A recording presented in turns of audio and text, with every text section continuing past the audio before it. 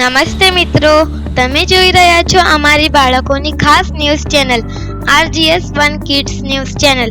અહીં અમે તમને દરરોજ આપીશું નવી માહિતી, રસપ્રદ સમાચાર, જાણવાની અનેક વાતો. તો ચાલો મિત્રો, આજના દિવસની સમાચારની શરૂઆત કરીએ. RGS1 કિડ્સ ન્યૂઝ સાથે આજે 20મી નવેમ્બર 2025.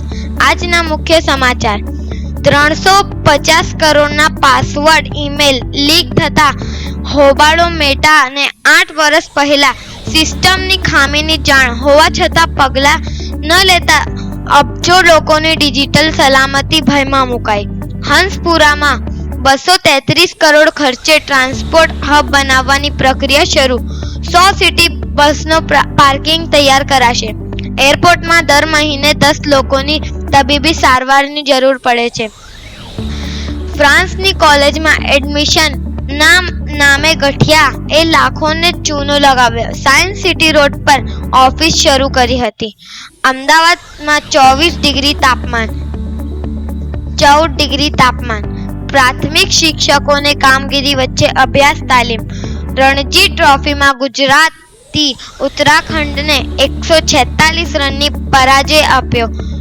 લાઈક કરો, શેર કરો.